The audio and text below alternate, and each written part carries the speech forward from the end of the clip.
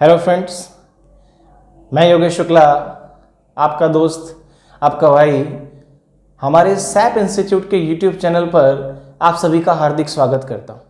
तो बच्चों, आज हम टेंस टॉपिक पढ़ने जा रहे हैं, क्योंकि काफ़ी टाइम से मैं आप लोगों को 12th क्लास की पोएम्स पढ़ा रहा था। अब मैंने ऐसा टॉपिक लिया है जो कि ग्रामर का पार्ट है, और ये टॉपिक क्लास 6 से लेकर के 12th आगे कॉलेजेस और कंपटीशन एग्जाम्स के अंदर भी बच्चों के बहुत काम आने वाला है।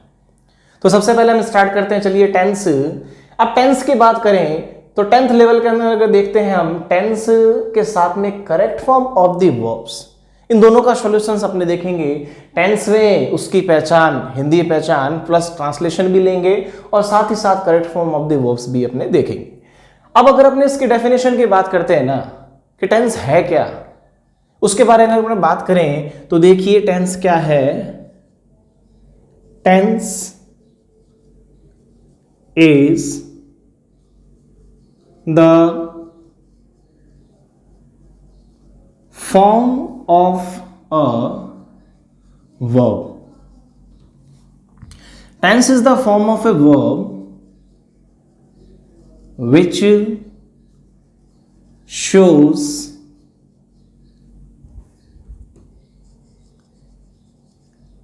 time of an action. तो बेटा देखें टेंस की डेफिनेशन क्या है। Tense is the form of a verb which shows time of an action. यहां पे अगर अपने हिंदी में देखें इसको, tense is the form of a verb. कि टेंस, सबसे पहले अपने बात करें टेंस, टेंस मीन्स होता है, आप सभी को मालूम है, काल। तो tense is the form of a verb. जो टेंस है, जो काल है, वो एक वर्ब, वर्ब मीन्स होता है क्रिया। और इसके बारे में अपने जब मैं आप लोगों को पार्ट्स ऑफ स्पीच पढ़ाऊंगा तब डिटेल में बताऊंगा आपको कि वर्ब होता क्या है, कितनी टाइप्स की होती है। तो tense is the form of a verb. Tense एक वर्ब की फॉर्म होती है विच शोज, जो कि शो करता है, दर्शाता है क्या, टाइम ऑफ एन एक्शन। यानी कि जो एक्शन है, एक्शन मतलब क्या होता है, एक्शन मीन्स होता है कार्य, जो भी कार्य किया जाए उसका टाइम क्या है, उस टाइम के बारे में टेंस हमें बताता है कि भाई वो टाइम क्या है, पास्ट का है, प्रेजेंट का है या फ्यूचर का है। उसके बारे में हमें टेंस के द्वारा ही पता चलता है। अब अगर अपने बात करें, आप सभी को पता है there are 3 kinds of tense. Tense 3 प्रकार के होते हैं। सबसे पहले अगर अपने देखें, नंबर 1 टेंस है प्रेजेंट टेंस, और इन सभी के 4 + 4 + 4 यानी कि 4 सब काइंड्स होते हैं, यानी कि टोटल अपने देखें तो 12। और अगर अपने को प्रेजेंट टेंस के सब काइंड्स लर्न हो गए, ये याद हो गए, तो वही अपने पास्ट के अंदर, वही अपने फ्यूचर के अंदर आप उसको देख सकते। तो सबसे पहले अगर अपने इसका देखें कि इसके 3 काइंड्स है, प्रेजेंट टेंस, पास्ट टेंस और future tense. Present tense, present means हो गया बच्चों वर्तमान काल। पास्ट टेंस मीन्स हो गया भूतकाल। और फ्यूचर टेंस मतलब है भविष्य काल, जैसा कि आप सभी को पता है। अब प्रेजेंट टेंस अपने देखें तो प्रेजेंट टेंस के अंदर सबसे पहले अपने देखते हैं प्रेजेंट टेंस के सब काइंड्स, क्योंकि अगर अपने इसके सब काइंड्स देखेंगे तो पास्ट एंड फ्यूचर, इन दोनों के सब काइंड्स आप लोगों के कंप्लीट हो जाएंगे। तो अगर इसके सब काइंड्स देखें अपने, नंबर 1 सब काइंड इसका होता है प्रेजेंट इंडेफिनिट।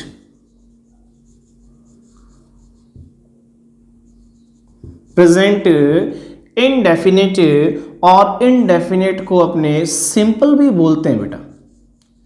प्रेजेंट इंडेफिनिट और प्रेजेंट सिंपल। तो सबसे पहला सब काइंड हमने देखा प्रेजेंट इंडेफिनिट, जिसे हम सिंपल भी कहते हैं। और दूसरा सब काइंड जो होता है इसका, वो होता है कंटिन्यूअस। प्रेजेंट कंटिन्यूअस, और कंटिन्यूअस को अगर अपने बात करें तो कंटिन्यूअस को बेटा अपने प्रोग्रेसिव भी बोलते हैं। कंटिन्यूअस को प्रोग्रेसिव भी बोलते हैं। और एक कंपटीशन लेवल का वर्ड बताता हूं आपको कि कंटिन्यूअस तो है, प्रोग्रेसिव भी है, इसके साथ साथ हम इसे इम्परफेक्ट भी कहते हैं। इसे हम इम्परफेक्ट भी कहते हैं। अब अगर अपने इसके नंबर 3 थर्ड जो इसका सबकाइंड्स है उसके बारे में बात करें तो थर्ड सबकाइंड्स होता है इसका प्रेजेंट परफेक्ट, प्रेजेंट परफेक्ट। और इसी से अपने नंबर 4 देख लेते हैं। नंबर 4 सबकाइंड्स होता है प्रेजेंट परफेक्ट कंटिन्यूअस। ठीक है, शॉर्ट में लिखा गया स्पेस कम इसलिए।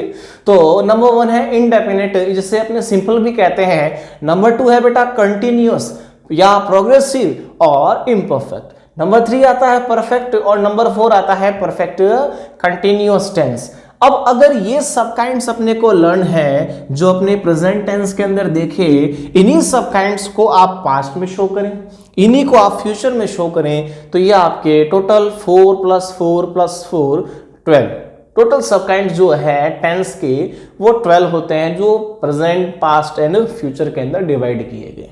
ठीक है, तो अगर अपने पास्ट की बात करें तो उसको भी आप इसी प्रकार से लिख सकते हो, लाइक पास्ट इंडेफिनिट, ठीक है, then past continuous, then past perfect, then past perfect continuous. और फ्यूचर में देखोगे तो फ्यूचर के अंदर भी यही है, फ्यूचर इंडेफिनिट या future simple, future continuous, future perfect और फ्यूचर परफेक्ट कंटिन्यूअस।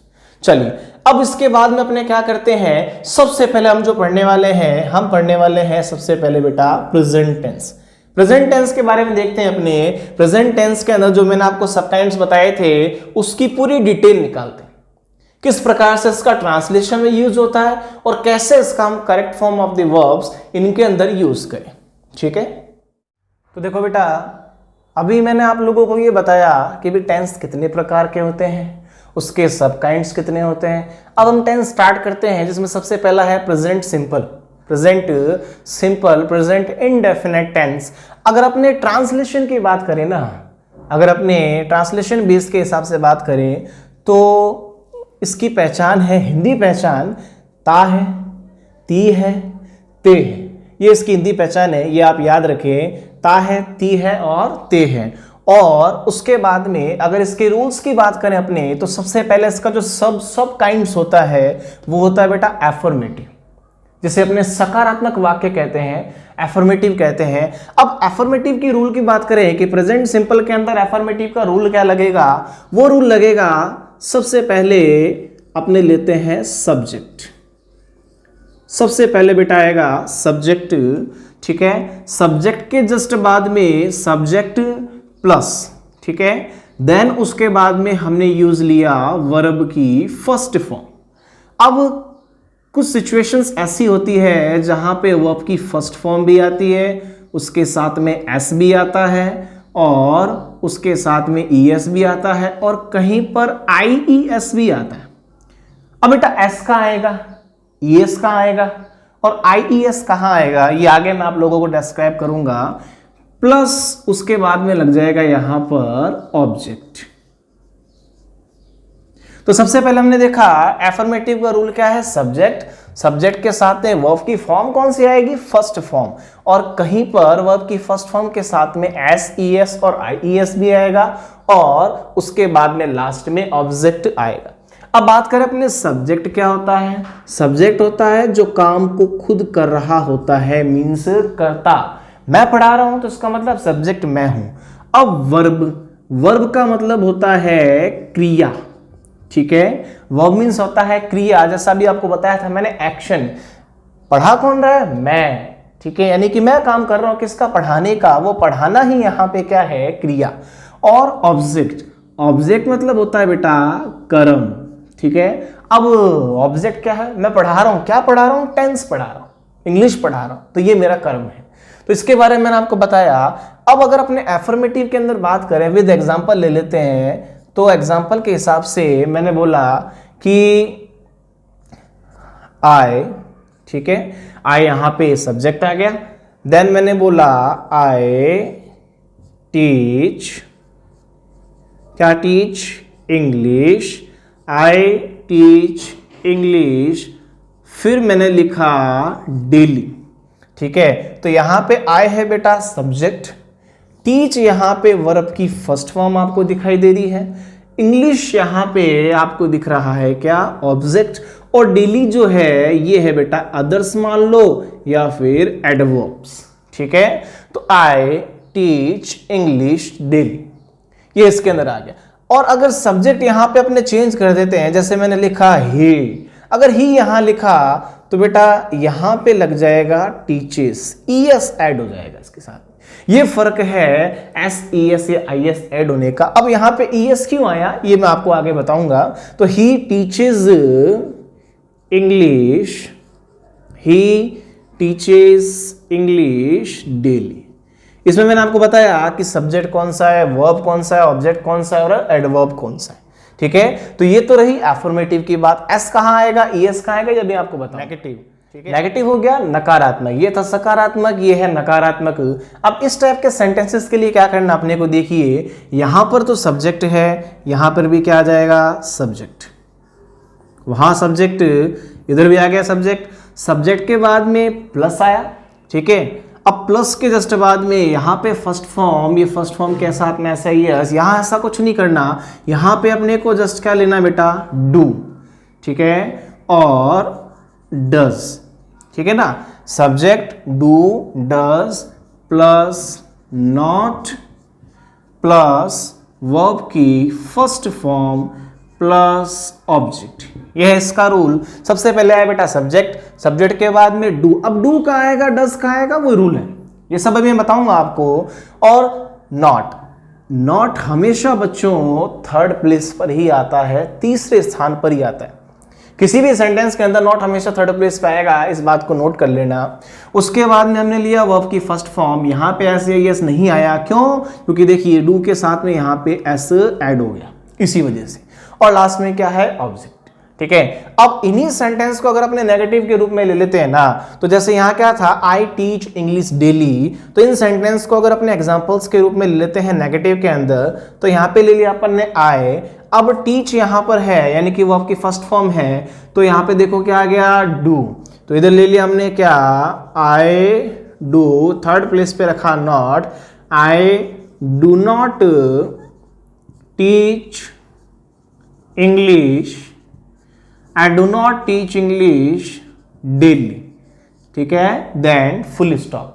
और यहां पे क्या था, ही टीचेज इंग्लिश डेली। अब यहां पे ईएस है और यहां ईएस कहां लग रहा है, डज में लग रहा है, तो यहां देखिए इधर ले लिया अपन ने क्या, ही, और यहां पे क्या ले लिया, इधर लिख दिया अपन ने does. He does not, teaches नहीं, teach, he does not teach English, he does not teach English daily और फुल स्टॉप। तो ये देखा हमने एफर्मेटिव, नेगेटिव। अब इसका तीसरा ले लेते हैं बेटा अपने इंटेरोगेटिव। अभी अपने देखा बेटा नंबर 1 एफर्मेटिव, नेगेटिव। अब थर्ड नंबर, जैसा मैंने आपको बताया था कि थर्ड नंबर ले रहे हैं अपने इंटेरोगेटिव। इंटेरोगेटिव क्या हो गया, प्रश्नवाचक, ठीक है। अब इसके लिए रूल अपने क्या देखते हैं, ये ए मैंने यहां पे क्यों लिखा, देखो अब ए के अंदर अपने रूल ले, तो सबसे पहले जैसा अपन ने देखा था डू और डज, तो जो हेल्पिंग वर्ब्स थी ना, उन हेल्पिंग वर्ब्स को अपन स्टार्ट के अंदर, शुरू के अंदर लिया है बेटा। उसके बाद में आपको बस क्या करना है, बाकी सेम रहेगा, सब्जेक्ट है, ठीक है। सब्जेक्ट के जस्ट बाद में आपने लिखा वर्ब की first form, then first form के बाद में फिर आपने लिखा ऑब्जेक्ट, और ऑब्जेक्ट के बाद में लास्ट के अंदर आप क्वेश्चन मार्क लगाना ना भूलें, क्योंकि आइडेंटिफिकेशन है, ठीक है। इंटरोगेटिव सेंटेंसेस का आइडेंटिफिकेशन क्वेश्चन मार्क। तो हेल्पिंग वर्ब से आप इसको स्टार्ट कर रहे हैं, डू डज, सब्जेक्ट, वर्ब की फर्स्ट फॉर्म, ऑब्जेक्ट और क्वेश्चन मार्क।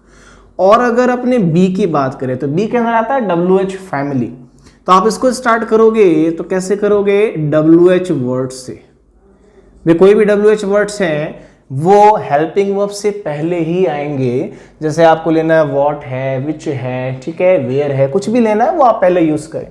तो WH आ गया, WH के बाद में फिर यहां पर आप देख लो क्या, डू है, आगे क्या चल रहा है, सेम आप लिख दें, डज है, उसके बाद सब्जेक्ट है, फिर वर्ब की फर्स्ट फॉर्म है, फिर ऑब्जेक्ट है, और लास्ट में क्वेश्चन मार्क है।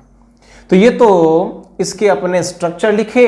और अगर अपने एक्सप्लेन करना है इसको एग्जाम्पल के रूप में तो वही अपने एग्जाम्पल ले लेते हैं। तो क्या था, आई टीच इंग्लिश डेली, उसको इंटरोगेटिव में कन्वर्ट करना है। तो यहाँ पे ए नंबर में देखिए क्या दिया हुआ है, डू है, तो आपने क्या लिख दिया, डू। सब्जेक्ट क्या है, आई है, तो आपने क्या लिख दिया, आई, डू आई।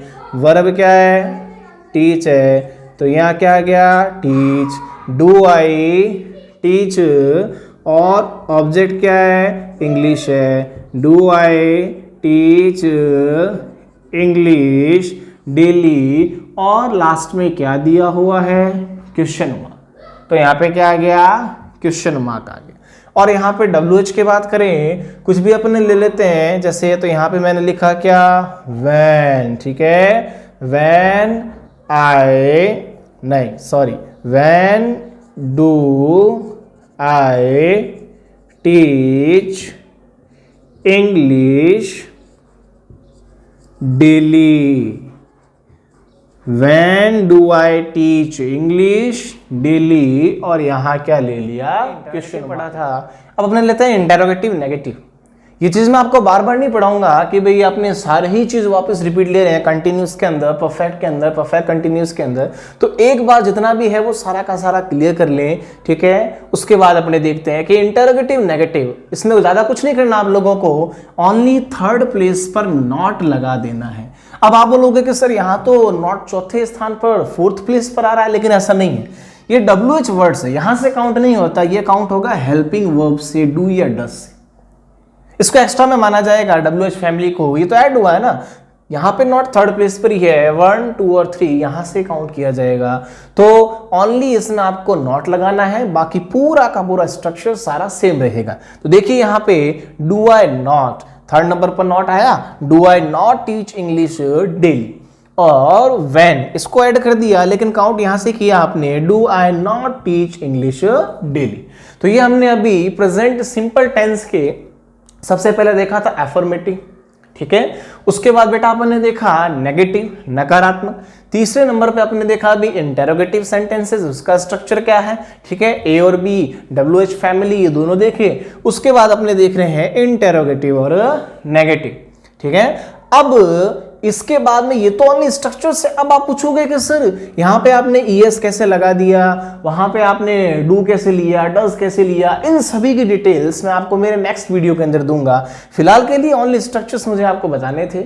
मैं मेरे नेक्स्ट वीडियोस के अंदर आप लोगों को बताऊंगा कि S कहाँ लगेगा, ES कहाँ लगेगा, IES कहाँ लगेगा, डू कहाँ यूज होता है, डज कहाँ यूज होता है, और उसके अलावा आगे की भी जो डिटेल्स है कि प्रेजेंट सिंपल टेंस का correct form of the verbs के अंदर यूज लेने के लिए एडवर्ब्स क्या यूज लेने, ठीक है, कौन से एडवर्ब्स आते हैं जिस समय प्रेजेंट सिंपल टेंस यूज होगा, प्लस इसके आइडेंटिफिकेशंस क्या क्या रहेंगे।